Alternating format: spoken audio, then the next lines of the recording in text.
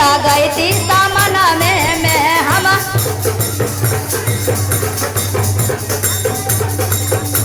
ताली बजाइए ना गुरुबहना,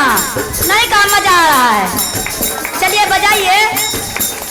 हम तो जानई थी भोला के या भाई मंदिलावे में हम असनी लगई थी मंदिलावे में हम ताली बजाइए गुरुबहना, ताली बजाइए। आप लोग सब शिव गुरु के भक्त है ना, तो ताली बजाइए एकदम जोरदार। हम तो जानई थी भोला के या भैया मंदिलावे में हम आसन पर बैठे थी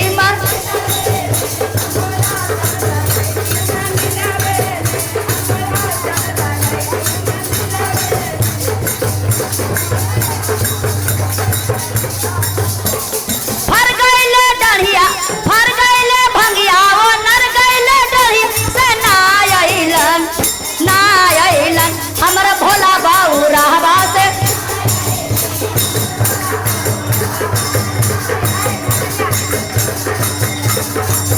हमर भोला बाऊ रहबा से ना अइलन हमर भोला बाऊ रहबा से हम तो जानई थी भोला के या भैया समना में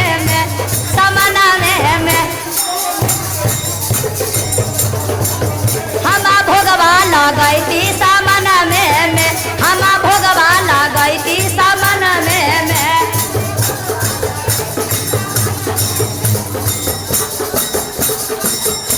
फर गईले भंगिया ओ नर गए डढ़िया से ना अइलन हमर भोला बाऊ रहवा से ना अइलन हमर भोला बाऊ रहवा से हमर भोला बाऊ रहवा हमर भोला बाऊ रहवा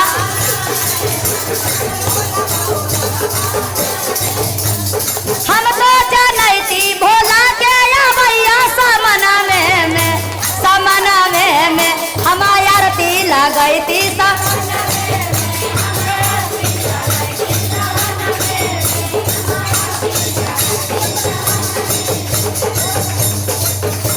फर गईले भंगिया वो नर गईले डढ़िया से ना अइलन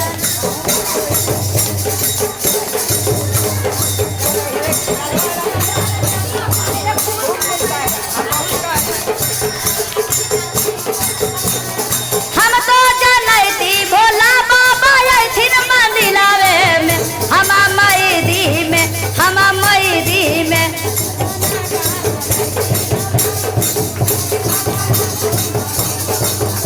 फर गईले बंगिया वो नर गईले डढ़िया से ना अइलन हमर भोला बाऊ रहवा से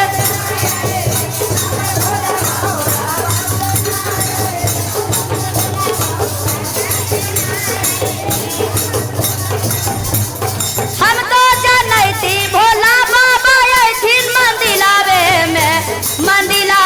में हम कंचन के बोलाई थी हम तो हमारे गुरु बहना जानतन भोला के या भैया मंदिलावे में काजल शर्मा के बोलाई तन मंदिलावे में कंचन दीदी के बोलाई थीन मंदिलावे में हिंदू चाची के बोलाई थीन मंदिलावे में ममता दीदी के बोलाई थीन मंदिलावे में सब गुरु बहना के बोलाई तन मंदिलावे में हम तो भजना सुनाई थी मंदिलावे में हम तो भजना सुनाई थी मंदिलावे में हम भजना गवाई थी